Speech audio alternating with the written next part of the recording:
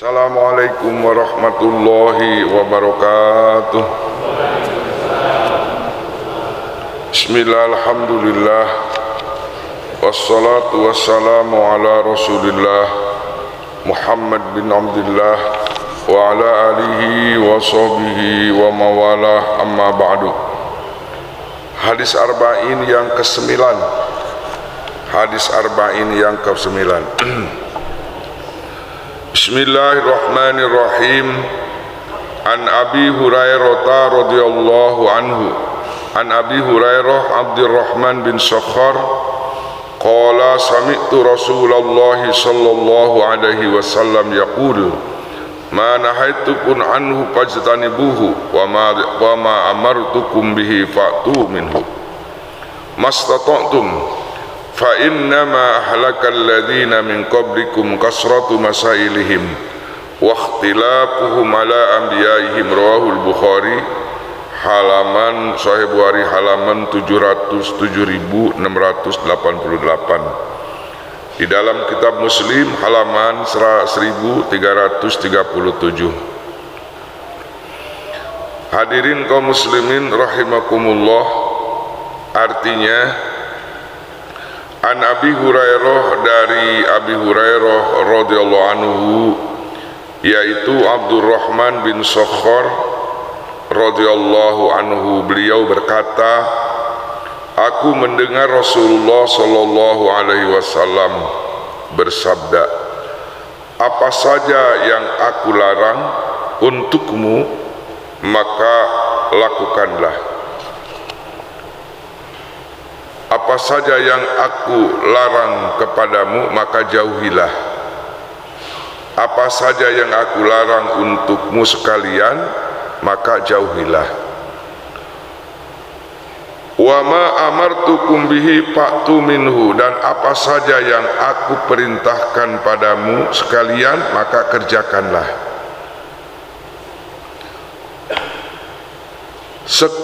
Mastata'tum, sekemampu kalian. Idfa innama ahlakal ladzina min qablikum, sesungguhnya umat sebelum kamu sekalian itu hancur. Fa innama ahlakal ladzina min qablikum, maka sesungguhnya telah hancur orang-orang sebelum kalian. Kasratu masailihim, banyak bertanya, banyak bertanya mereka. Kasratu masailihim ialah hanya karena terlalu banyak pertanyaan.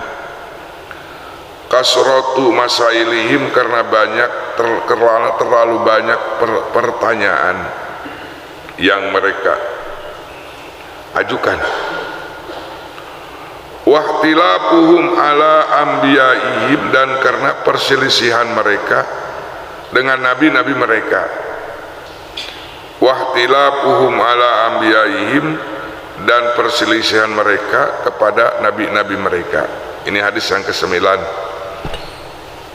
tentang keadaan zaman dahulu.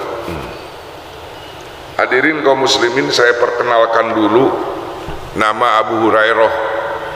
Yang tahu sahabat Nabi Abu Hurairah, padahal itu namanya alam kunyah, alam sebutan, gitu kan. Seperti Abi Halim, seperti Abi gitu kan. Itu namanya alam kunyah. Yang sebenarnya Abi Hurairah ini namanya Abdurrahman bin Sakhar. Kalau diterjemahkan, Abi Hurairah ini bapak kucing. Jadi punya anak angkat, bukan orang. Abi Hurairah anak angkatnya kucing. Karena saking sayangnya sama kucing, dikasih gelar sama sahabat Nabi Abi Hurairah. Padahal nama aslinya itu Abdurrahman bin Sakhar, gitu kan. Seperti kita kan punya gelar, saking cinta-cintanya itu. Ada orang hebat ceramahnya, pidatonya, itu singa di mejo. Ya, singa di mejo itu sebenarnya gelar, padahal singa di mejo itu kasman namanya. Jadi kalau di mimbar dia pada menakutkan gitu. Karena ada orang kalem sopan, pas di mimbar ngeri gitu. Itu kasman. kasmannya, namanya itu singo di mejo, itu gelar itu. Abu Bakar bapaknya apa itu, bapaknya perawan itu namanya Abdullah padahal gitu kan. Banyak ya, banyak para sahabat yang punya gelar kunyah ya, Abu Salamah, Abu gitu. Tamen di sini mah gelarnya aneh gitu. Abu Hurairah bapaknya kucing, padahal dia nggak punya anak kucing gitu. Kenapa? Karena sayang binatang sama kucing. Tapi yang aneh, ada orang perempuan sekarang pernah punya anjing 50 dikumpulin, dikasih makan. Nah, itu sudah diviralkan itu ya. Ada seorang perempuan, asal ada anjing di jalan dia dibawa, dikumpulin, terus dia setiap harinya dikasih makan, padahal usahanya dagang keripik dia. Sayang gitu. Tapi rupanya sekarang ada yang ngasih arahan, mungkin dia sekarang ke kucing sekarang. Boleh gitu. Dan dapat pahala juga kalau niatnya kita memang mau menolong. Kan ada hadis, ada perempuan setiap harinya wanita tidak baik dia pengen minum. Setelah pengen minum ke sumur, lihat anjing yang sedang kelaparan sampai momen.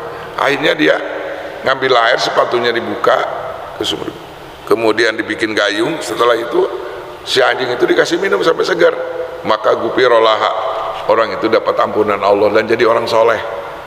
Jadi penyayang binatang itu termasuk manusia yang baik, karena menyayangi makhluk Allah Subhanahu wa Ta'ala itu ya.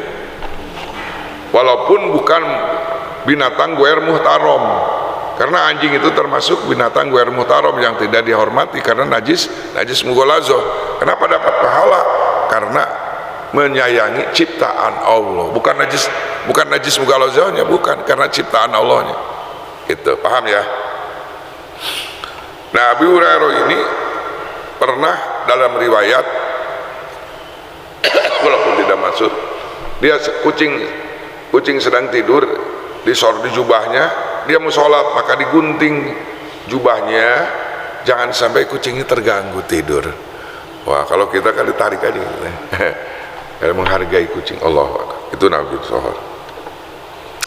Dan Abu Hurairah ini saya sampaikan yang paling banyak meriwayatkan hadis Nabi, hampir 6.000 hadis.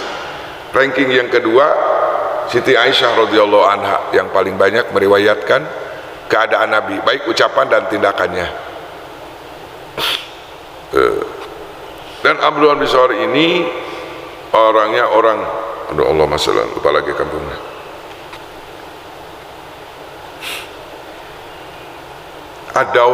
Dausi, kampung Adaus. Gitu. Jadi ada sahabat Nabi pernah dakwah ke kampung beliau, 1 tahun nggak ada yang beriman, nolak semua dakwahnya. Terus lapor sama Nabi, ya Rasulullah, udah 1 tahun saya dakwah ke kampung ini nggak datang lagi katanya. Jangan putus asa. Dapat nyangkut ini. Abu Hurairah ini nyangkut, dapat hasilan gitu. Kitupel Adawasi yang mengajak Islam Ki Abu Hurairah ini adalah namanya Kitupel Adawasi gitu. Suatu saat para sahabat Nabi mengagumi kepintaran Abu Hurairah, orang baru masuk Islam tapi cakep gitu, hadis Qur'annya cakep, apa yang disampaikan oleh Nabi, karena dia merapat. Dan selagi dia dengan Rasulullah, beliau nggak punya istri, merapat terus kemana diikutin. Cuman kalau mau masuk tidur baru dia mundur, nggak ada, masuk WC ditunggu. Itulah Abu Hurairah. Sampai selama 6 tahun beliau mendapatkan ribuan hadis begitu. Nah, para sahabat mengagumi sekali kepada Abu Hurairah. Pas lagi kagum-kagum begitu, kata Nabi, yang pertama masuk surga Kitupel dulu, baru Abu Hurairah katanya. Para sahabat kaget, kok bisa gitu. Kitupel ini bukan ulama, bukan kiai, bukan ustaz, tapi Abu Hurairah sudah punya gelar muhadis, pintar itu, walaupun baru. Para sahabat bingung, kok kitupel dulu katanya masuk. Karena masuk Islamnya ini Abu Hurairah gara-gara kitupel gitu. Paham ya? Yang mengajak masuk Islam jadi asbab gitu.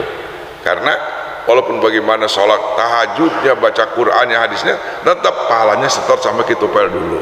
Paham ya? Jadi kita mengajak kebaikan itu luar biasa. Jadi marketing multi level itu adalah dakwah ilallah gitu. Abu Hurairah sekarang, Abu Bakar sudah berhenti, sudah meninggal dunia, sudah 14 abad lebih, tapi multi level. Dari dia ada orang tabi'in yang dapat dakwah dia, asbab hidayah. Terus murid lagi, setor lagi, tabi'in pahalanya setor lagi ya. Kalau ingin tahu pahala dakwah, pahala multi level itu adalah dakwah ilallah. Paham ya? Ajak kepada Allah. Nah itu sekilas, dan yang sekilas. Kemudian riwayat yang ketiga aja, Abu Hurairah pernah kelaparan, nggak ketemu makan sampai pingsan. Dikatakan orang gila, padahal dia saking laparnya pingsan, belum ketemu makan karena diuji dengan kelaparan. Itulah Abu Hurairah radhiyallahu anhu. Kata beliau begini, sami'tu Rasulullah sallallahu alaihi wasallam, aku mendengar Rasulullah sallallahu alaihi wasallam bersabda, ma nahaitukum anhu fajtanibuhu, apa yang aku larang kalian jauhi. Jadi ada larangan Allah, ada larangan Rasul ya. Dan larangan Allah dan larangan Rasul itu sudah dijamin dengan Al-Quran. Wa may yuti'ir rasula faqad ata'a Allah, barang siapa yang taat kepada Rasul berarti taat kepada Allah, gitu kan? Paham ya? Jadi atiullaha wa atiur rasul. Maka Nabi di sini memperkuat, ma nahaitukum anhu fajtanibuhu, apa yang aku larang jauhi. Banyak larangan-larangan Rasul. Allahu Akbar. Larangan-larangan Rasulullah sallallahu alaihi wasallam itu banyak di dalam hadis ya. Di antaranya kita dalam Al-Qur'an kan, dalam Al-Qur'an tolak itu dijelaskan at-tolaku mabab tolak. Tapi Nabi melarang sekali orang yang kawinnya tolak cerai, kawin cerai, kawin cerai, gitu kan? Gitu kan? Nah, tapi Nabi marah banget kepada orang yang nikahnya hanya untuk nginep saja, mencicipi gitu ya.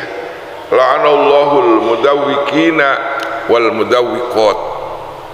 Allah akan melaknat kepada orang yang mencicipi saja nikahnya.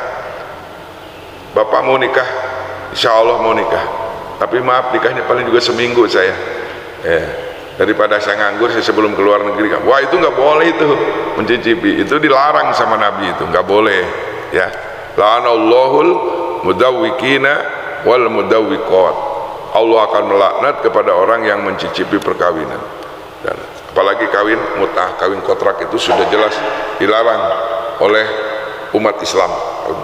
Jadi, kontrak 3 hari, selama kontrak istri saya kalau udah kontrak habis, nah itu nggak boleh itu dalam Islam. Jadi wanita itu tidak harganya seperti binatang aja gitu. Sedangkan Nabi sangat menghargai kepada wanita. Paham ya?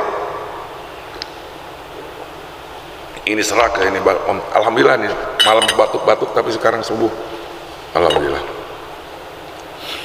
Jadi apa yang dilarang oleh baginda Nabi Muhammad SAW kita jauhi, sama dengan taat kepada Allah Subhanahu Wa Taala. Apa yang disuruh, apa yang dilarang oleh Nabi, itulah yang dilarang oleh Allah, walaupun tidak tertulis di dalam Al-Quran. Itu maksudnya, paham ya? Wa may yuti'ir rasula faqad ata'a Allah. Barang saat siapa yang taat pada Allah, Rasul taat pada Allah, artinya walaupun tidak tertulis di dalam Al-Quran, apa yang dilarang oleh Rasul sama saja dilarang oleh Allah Subhanahu Wa Ta'ala. Paham ya? Udah. Allahu Akbar. Kemudian wa ma amartukum bi fatuminu, apa-apa yang diperintahkan olehku, kata Nabi, maka tunaikan sesuai kemampuan kamu. Nah ini kalau pakai mastata'tum tuh ya, sesuai dengan kemampuan. Ibadah-ibadah mahdoh berupa sunnah Nabi itu ada yang mampu untuk Nabi tapi tidak mampu untuk kita. Jadi kalau kita ikut tahajud Nabi nggak bakal mampu. Nabi memerintahkan tahajud, tapi siapa yang kuat tahajud seperti Nabi? Nggak ada yang mampu. Cuman ada seorang Huzaifah di Madinah. Sayyidah Huzaifah yang mempunyai rahasia yang punya rahasia, ilmu rahasia itu hanya Huzaifah yang diberi. Jadi kata Nabi, kalau ingin tahu orang munafik, jumlah munafik di Madinah, tanya aja Huzaifah, katanya gitu. Jadi tahu jumlah orang munafik di Madinah itu, tahu si A. Itu Huzaifah namanya. Terus Umar bin Khattab saking takutnya bertanya, "Hei Huzaifah, aku ini termasuk munafik enggak?" Saking takutnya Umar. Wow, enggak. Pada waktu itu Huzaifah enggak mau menceritakan siapa munafik jumlahnya, enggak tahu itu. Enggak mau menyancar. Itu Huzaifah.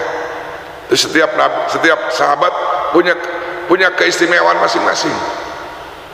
Nah, ceritanya Rasulullah sholat malam diintip sama Huzaifah. Ya, parodi Pak, setelah Allahu Akbar Rasulullah, Huzaifah ikut sholat di belakang. Sudah surat Al-Fatihah, baca surat Al-Baqarah. Wah, 5 pasti surat Al-Baqarah sudah selesai. Pas sudah selesai Al-Baqarah, surat Al-Imran, Alif Lam, surat Al-Imran, surat An-Nisa, 5 juz. Terus ruku, Subhana Rabbiyal Azim, hampir sama waktunya dengan surat yang tadi. Coba bayangin, Sami Allahu liman hamidah, tidak hampir sama seperti rukunya. Subhana Rabbiyal a'la wa bihamdi, hampir sama dengan ruku. Rabbik firli, hampir sama lama. Coba, nggak ada yang mampu. Cuman satu kali Sayyidina Huzaifah ikut sholat tahajud dengan Nabi. Mastata'tum, silakan. Gitu, paham ya? Gitu. Jadi kalau masalah sunat itu nggak dikencengin, nggak paten gitu ya. Allahu Akbar. Itu apa namanya? Dan puasa, waktu puasa Nabi membikin parit ya, dengar nggak? Perang Hondak, dengar ya? Itu 7 hari 7 malam bikin parit itu, dikomando sama Nabi. Selama 7 hari Nabi tidak makan, tidak minum. Bayangin, sahabat Nabi ikut, ya Rasulullah saya ikut kamu, jangan, kamu 3 hari aja, gak kuat kamu 7 hari. Itu namanya mastata'tum. Tidak semua yang dilakukan oleh Nabi kita bisa lakukan oleh kita, paham?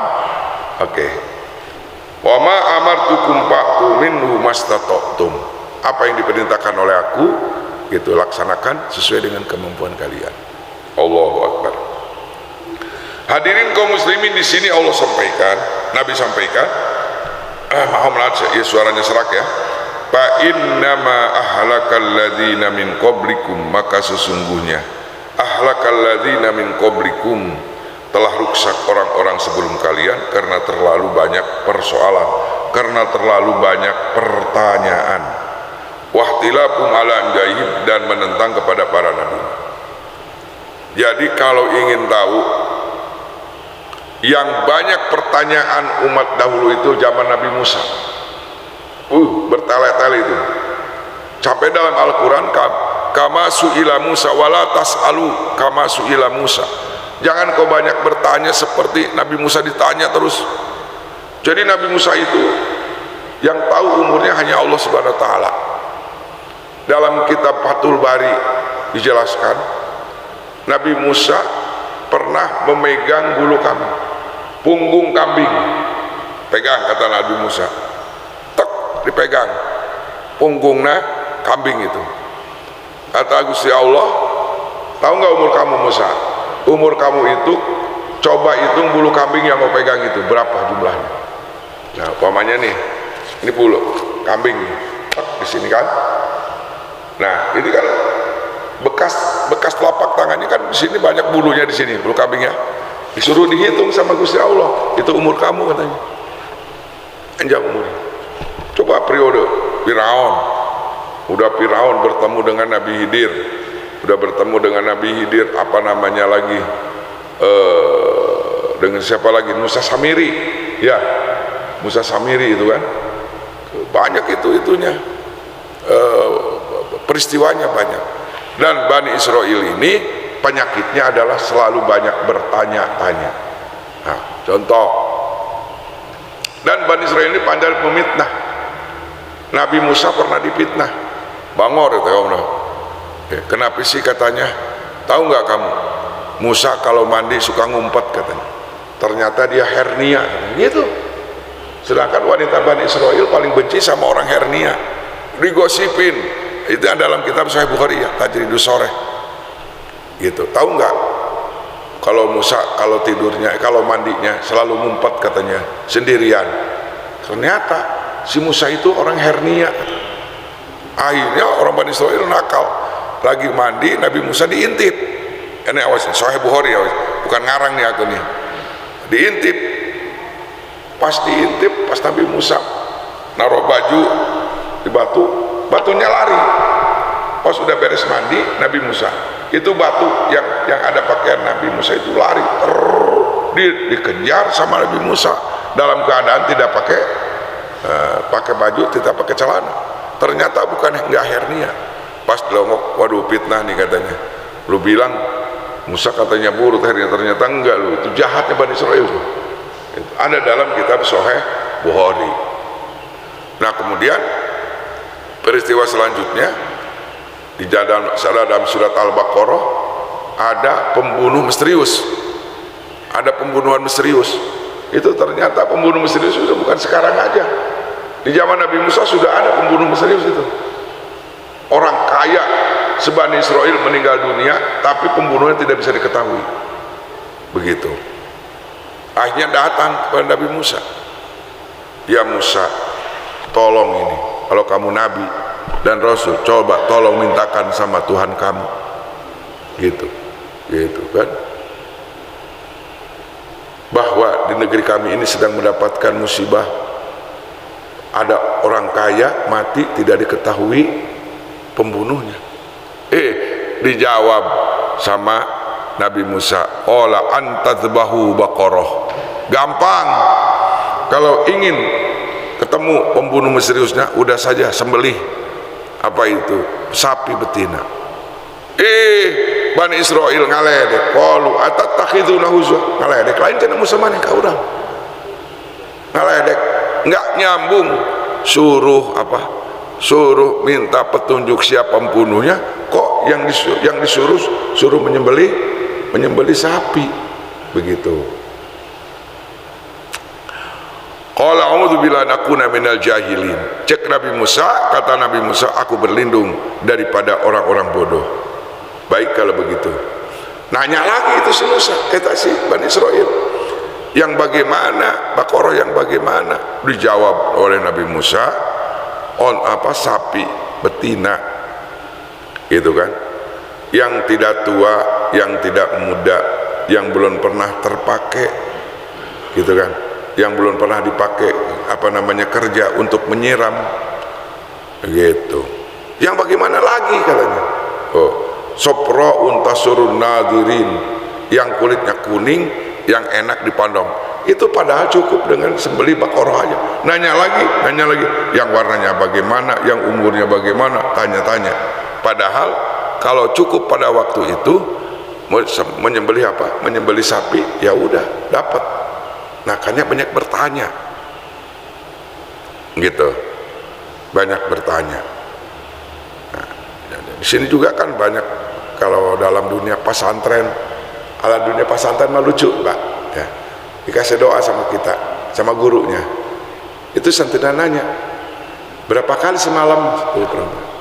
Semalam baca ini 40 kali. Nanti pertanyaan kedua, berapa hari puasanya? 40 hari. Pertanyaan ketiga, bagaimana dalam ketika ketika puasa apakah harus makan ikan? Itu begitu Pak. Kalau dunia pesantren begitu. Udah dikasih wirid sama gurunya nanya, Mbak, puasa enggak? Gitu. Kalau kiainya agak lumayan, ya puasalah 40 hari gitu kan. Coba kalau kiai ngerjain gitu. Bagaimana Pak Kiai?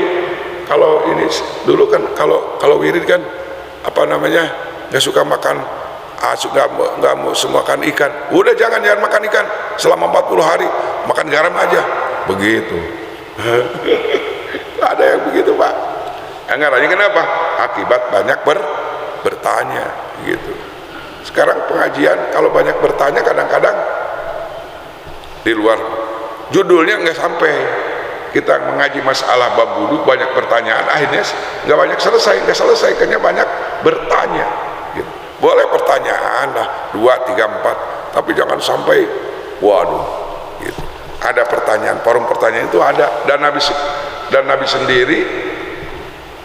sendiri kan memberikan forum, suka mengadakan mengundang tanya jawab. Nabi itu kadang-kadang suka mengadakan pertanyaan gitu. Kata Nabi, nanti umatku mempunyai penyakit alwahan.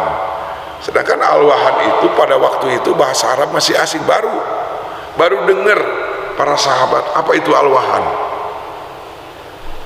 Ternyata itu Nabi mengatakan, hebat itu, mengundang pertanyaan. Nanti umatku akan mempunyai sifat alwahan. Maka para sahabat bertanya, qalu amal wahnu ya Rasulullah, wahai Rasulullah, apa yang dimaksud alwahan?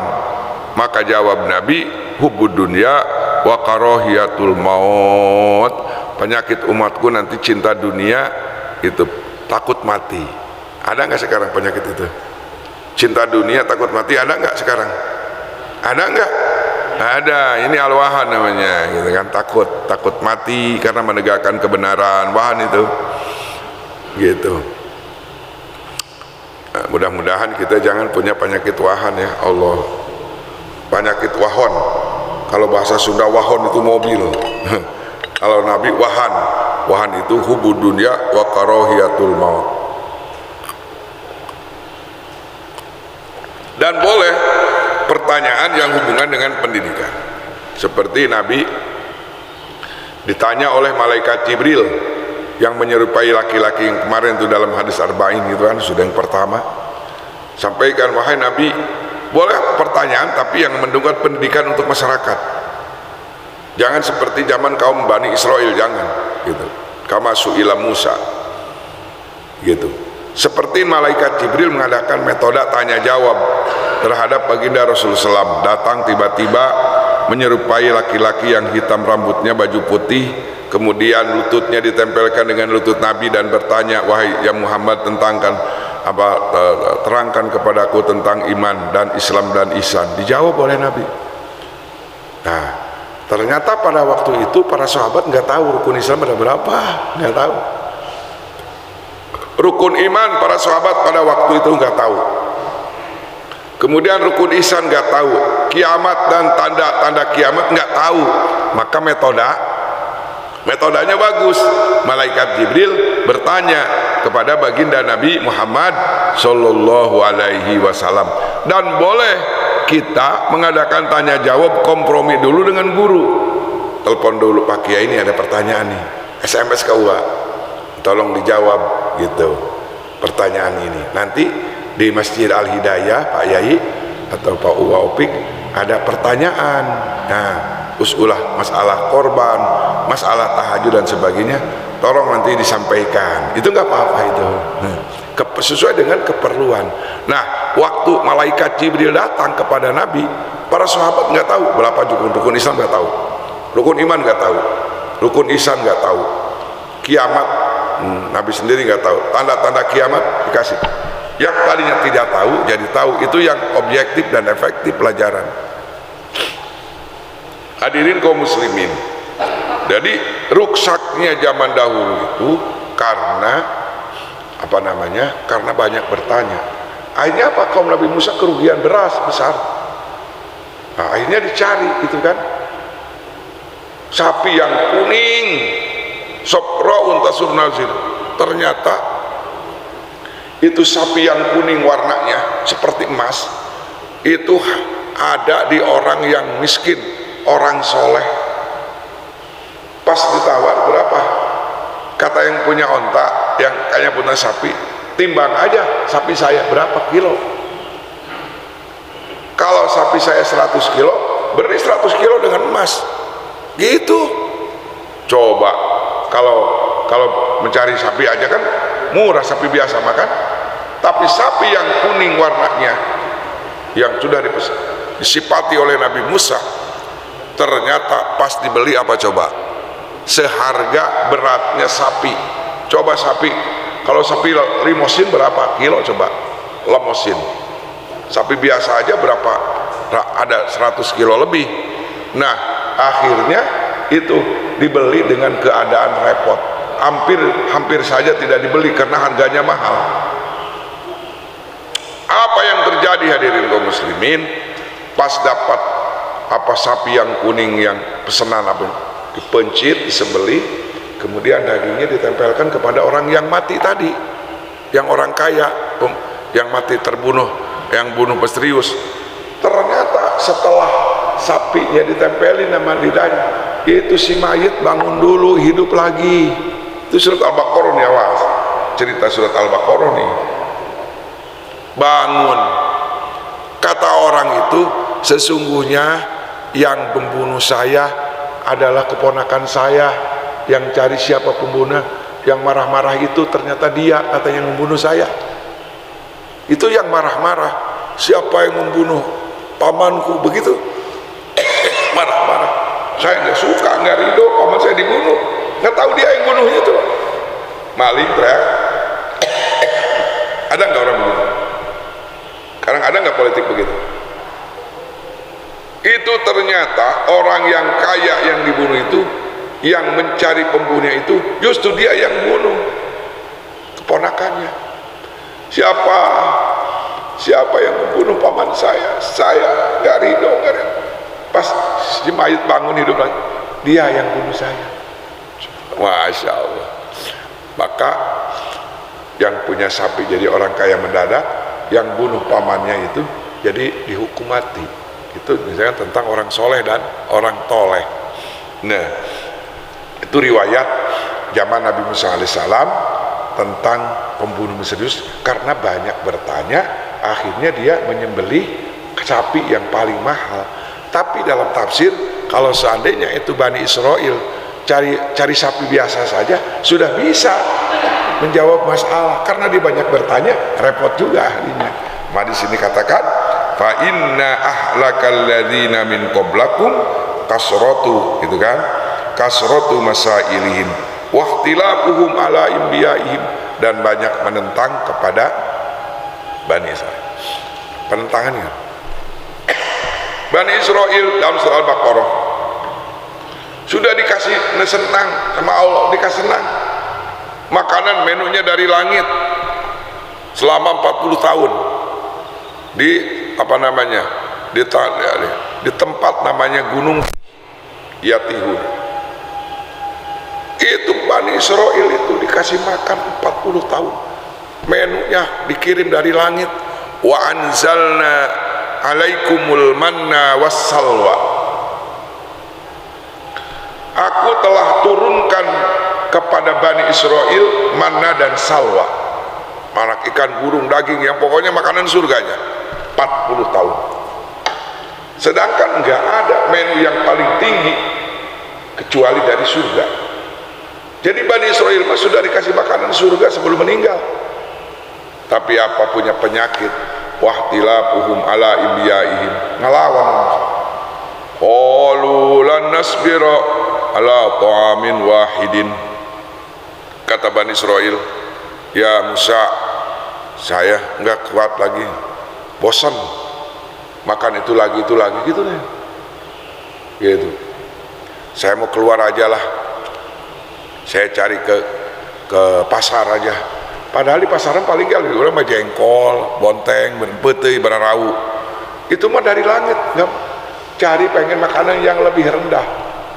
Qalu la surah al-amin wahid padulan ayuh rijalan mimma bitul ardu wa sa'iha wa pumiha wa adasiha wa basoliha.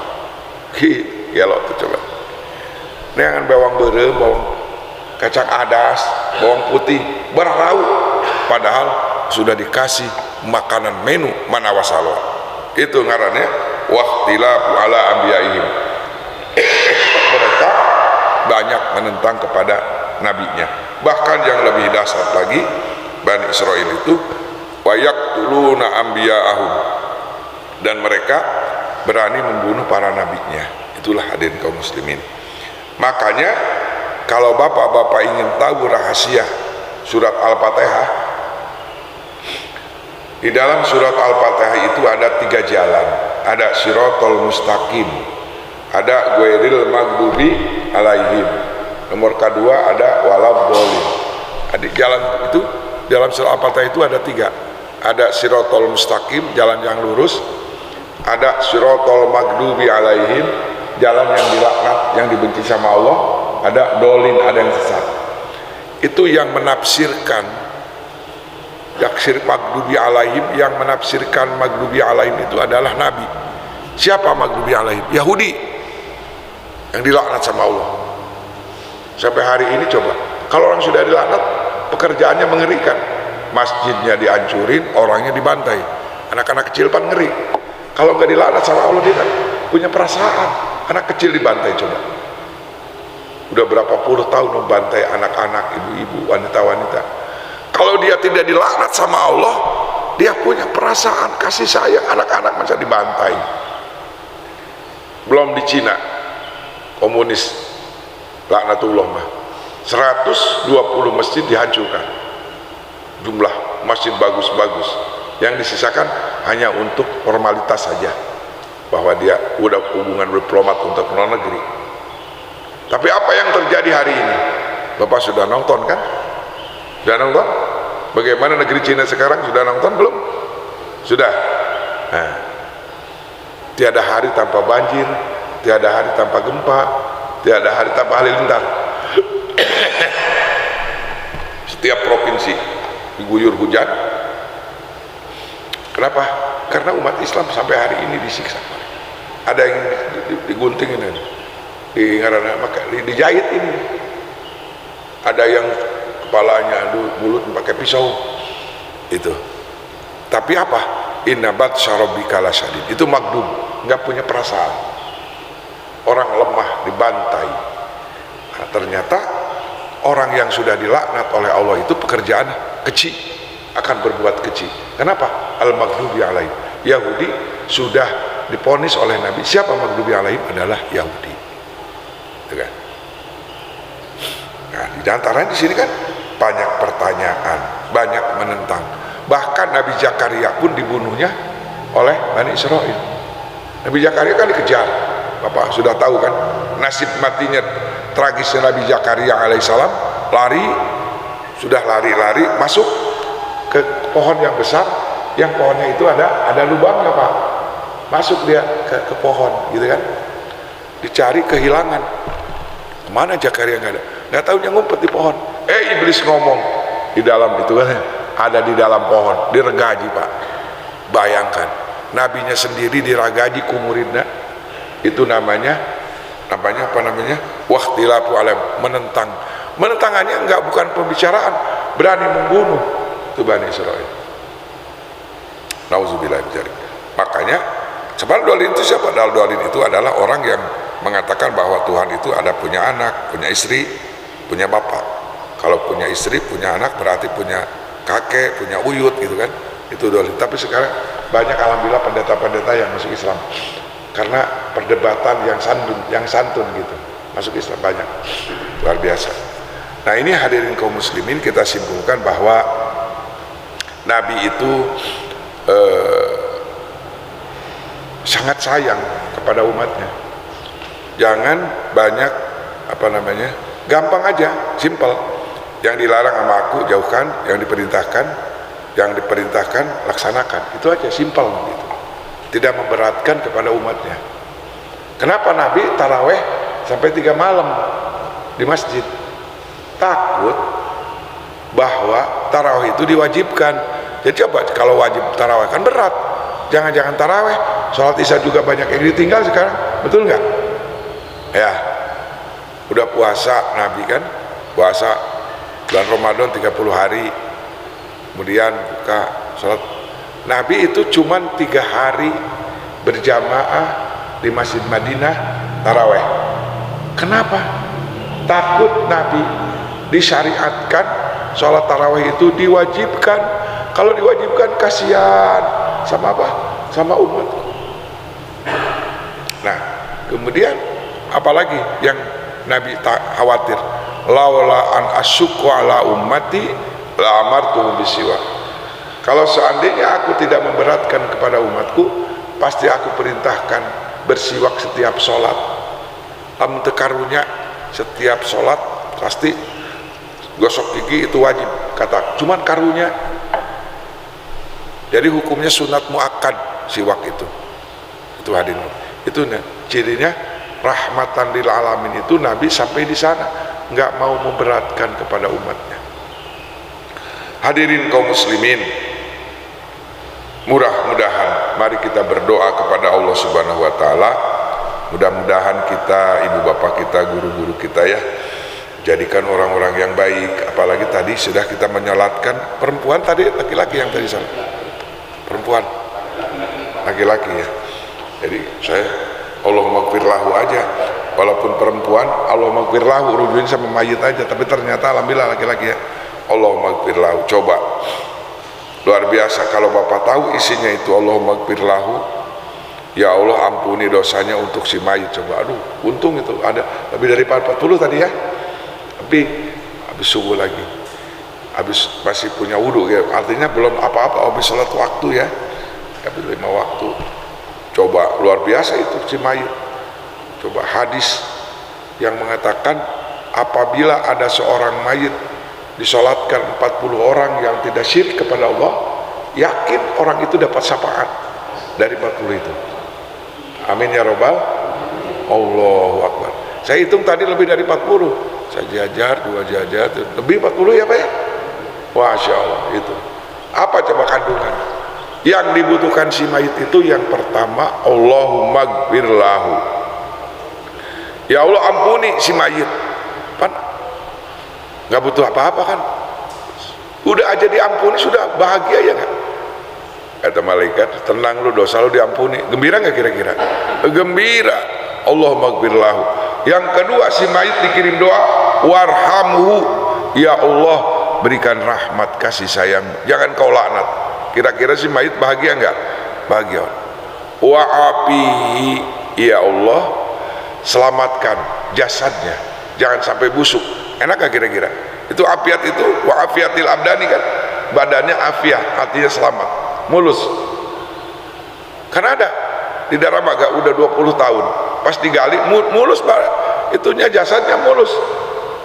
Tapi yang paling serem lagi sekarang lagi viral, ada seorang ulama jasadnya hilang di keranda pas mau dikubur. Udah baca? Udah ya. Aneh-aneh itu berita di Lombok, di mana tuh jasad ulama mau dikuburin hilang. Allahu akbar. Wa afihi.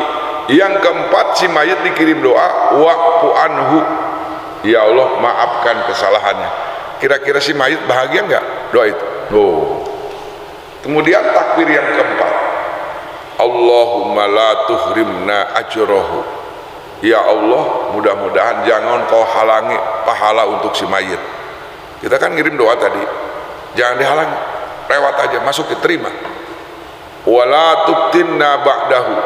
Ya Allah jangan kau fitnah, dibikin fitnah ini kematian setelahnya. Karena ada orang udah kasihan itu, ada orang ada di riwahnya itu fitnah itu Pak, si itu meninggal katanya di rumahnya ada yang ngetok-ngetok pintu katanya. ada lagi fitnah setelah kematiannya dia ajaran sesatnya berlaku,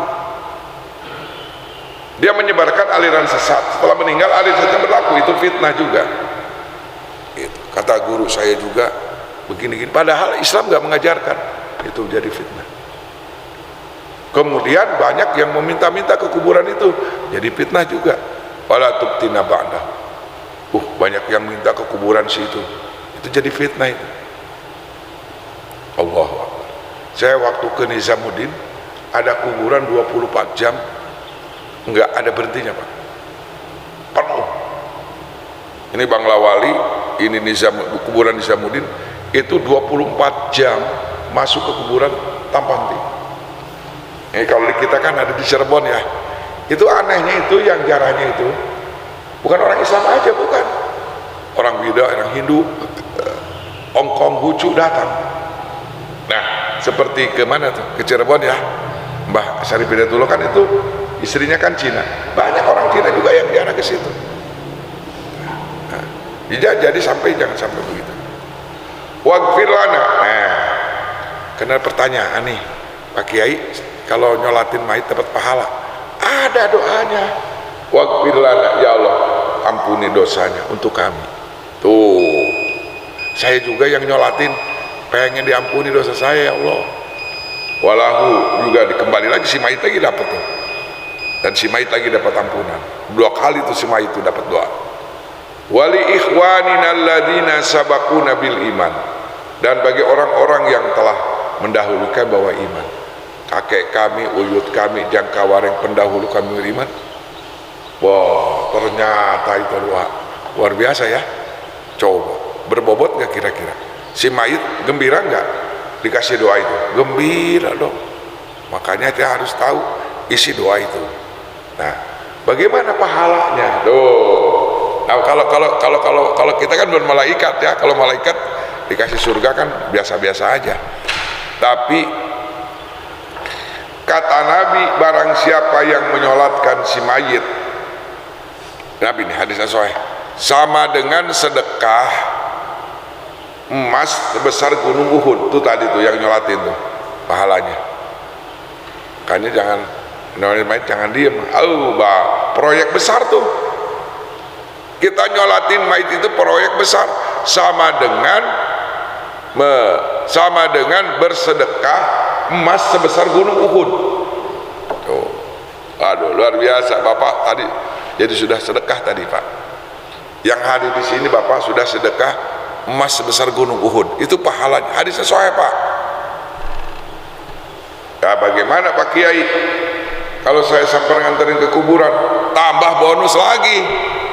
Kalau bapak-bapak sekarang nganterin ke kuburan, sama dengan sedekah emas besar gunung Uhud lagi.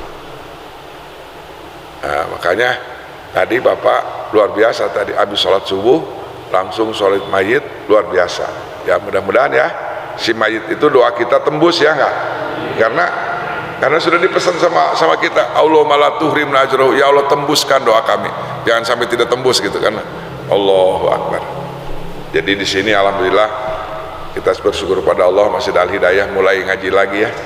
Udah pernah kemarin nggak apa-apa, yang pertama saya, Allahu Akbar, harus sabar ya. Negeri orang kan berbanjir, negeri orang udah gempa, nggak bisa sholat, kita masih bisa ngaji ya, masih bisa sholat, masih. Coba di negeri orang sekarang, Allahu Akbar. Ternyata bencana ini bapak-bapak lebih tahu dari saya, bukan di negeri Cina saja, di negeri kita juga banyak, di belahan di Jawa Tengah, Jawa Timur sudah ada banjir, ada gempa, ada. Bukan di negeri Cina aja banjir itu, di negeri-negeri yang di Meksiko ada ya, di Itali ada, di Prancis ada. Jadi titik-titik yang akan menghancurkan Islam Allah sudah hancurkan sekarang. Yang berkorobasi, berkongsi, yang orang-orang yang bersatu untuk menghancurkan Islam sudah dikasih. Nah ini negara dibom sama Allah. Nah ini orang jahat sama Islam, udah ada banjir. Itu seperti Toeron Ababil, seperti manuk Ababil itu pasukannya dari neraka itu, batunya sudah ada alamatnya. Pasukannya pemuda 300. Tuh nih ada bapaknya dan binnya. Nih buat ini batu ini untuk si Anu. Nah sekarang banjir pun begitu Pak. Sudah titik-titik penjahat agama itu sudah dihancurin sama Allah Subhanahu wa taala. Sudah. Jadi kalau kita memerangi mereka, kita nggak punya senjata seperti mereka, canggih Pak. Dia punya nuklir. punya senjata matahari apa namanya, kalau matahari diambil itu sinar laser, komplit ya untuk membunuh kita, gitu kan. Tapi kita akan diambil, dikasih tahu sama Allah, walillahi junudus samawati wal ard, dan sesungguhnya hanya Allah lah yang pemilik tentara langit dan bumi. Sekarang kita bersyukur sudah meluncur ya tentara-tentara Allah ya, tentara-tentara Allah sudah mulai bekerja gitu kan. Angin kan bekerja ya, ada angin topan, angin apa satu lagi tuh sekarang, setelah angin puting beliung itu dikirim lagi sama si Cina itu, negeri Cina itu sampai muter gitu. Itu yang ngerinya tuh bangkai manusia dengan bangkai babi bersatu gitu sekarang. Dan yang lebih serem lagi, kematiannya dia agak oleh listrik masih berfungsi, banjir. Udah banjir, kalau listrik sama air bersatu, airnya itu ada setrumnya kan, kesesum juga. Makanya kita kata Allah, ya ayyuhalladzina amanu intan surullaha yansurkum wa yusabbit aqdamakum. Apabila kalian membela agama Allah, kamu akan dibela ya. Mudah-mudahan Al-Hidayah ada pengajian, ada pengajian bulanan, mingguan, ada sholat isrok, termasuk mempertahankan agama Allah SWT. Kita kalau mau main senjata-senjata, kita sudah kalah sama mereka, betul ya. Tapi Allah kan punya tentara, ya enggak? Punya tentara. Di Indonesia ini masjidnya ada 800 lebih, hampir 900.000 masjidnya. Ternyata waktu saya di luar negeri, pas didata, negara yang paling banyak masjidnya itu di Indonesia ya, paling banyak di dunia. Bapak pengen tahu, kalau ada pertanyaan, di negara manakah yang paling banyak masjidnya? Jawabnya di Indonesia. Indonesia. Waktu saya ke Taj Mahal itu, dari New Delhi ke Taj Mahal kan sampai 4 jam, nggak ada masjid satupun di pinggir jalan, nggak ada. Karena mereka memang negaranya negara Hindu ya. Dari New Delhi sampai Taj Mahal kan lagi serem-seremnya film Taj Mahal itu kan. Ke New Delhi nanya, ke Taj Mahal berapa? 4 jam boleh berangkat saya. Itu dari 4 jam perjalanan itu nggak ada masjid satu. Coba kalau kita ke Tasik, ke Jawa, di pinggir jalan banyak nggak masjid? Banyak, musola apalagi, gitu kan. Nah, jadi mudah-mudahan dengan banyaknya masjid, banyaknya pesantren, ya enggak? Kemudian banyak yang hafal Quran, banyak yang masih Senin Kemis, banyak yang berjamaah, mudah-mudahan negeri kita nggak sampai hancur sebagaimana yang dikhawatirkan oleh para prediksi-prediksi. Nah, kalau lihat baca prediksi kan menakutkan, tahun 2000 sekian kita akan hilang negara kita, umat Islam akan nggak ada. Waduh, ngeri juga kalau lihat itu prediksi-prediksi. Tahun 2030 sudah nggak ada lagi, bangsa kita habis katanya. Waduh, prediksi bahaya juga, kalau dipercaya kita bisa stres juga ya enggak. Nah, tapi kita kan prediksi itu namanya juga ya. Nah, mudah-mudahan negeri kita aman sentosa, amin ya rabbal alamin. Allahumma sholli ala sayyidina Muhammadin fil awwalin wal akhirin wa barik wa sallim wa radhiyallahu ta'ala an kulli sahabati rasul ajmain. Allahumma ighfir lana dzunubana wa kaffir 'anna sayyi'atina wa tawaffana ma'al abrar. Rabbana zalamna anfusana wa illam taghfir lana wa tarhamna lanakunanna minal khasirin. Rabbana hab lana min azwajina wa dhurriyyatina qurrata a'yun waj'alna lil muttaqina imama. Allahumma inna nas'aluka ilman nafi'an wa rizqan wasi'an wa shifaan min kulli da'in. Allahumma alimna ma rasyida umurina wa a'izna min syururi anfusina wa min sayyiati a'malina. Rabbana la tu'akhidhna in nasina wa akhtana rabbana wa la tahmil alaina isran kama hamaltahu 'ala allazina min qablina. Rabbana wa la tuhammilna ma la taqata lana bihi wa'fu 'anna waghfir lana warhamna wa'fu 'anna waghfir lana warhamna wa'fu 'anna waghfir lana warhamna anta maulana fansurna 'alal qaumil kafirin fansurna 'alal qaumil kafirin fansurna 'alal qaumil kafirin. Nas'aluka ridhaka wal jannah wa na'udzubika min sakhatika wan nar. Allahumma inna nas'aluka ilman nafi'an wa rizqan wasi'an wa shifaan min kulli da'in. Allahumma ij'alna imanan bika wa tasdiqan bi kitabika wa wafa'an bi ahdika wa ittiba'an li sunnati nabika Muhammadin sallallahu alaihi wasallam. Allahumma ij'alna imanan bika wa tasdiqan bi kitabika wa wafa'an bi ahdika wa ittiba'an li sunnati nabika Muhammadin sallallahu alaihi wasallam. Allahumma hajan mabrura wa sa'yan mashkura wa dhanban maghfura wa amalan salihan maqbula wa tijaratan lan tabura ya alima ma fis sudur akhrijna ya Allah minadh dhulumati ilan nur. Rabbana atina fid dunya hasanah fil akhirati hasanah wa qina azabannar. Alhamdulillahi rabbil alamin. Subhanallah subhanallah. Asyhadu an la ilaha illa anta astaghfiruka wa atubu ilaik. Assalamualaikum.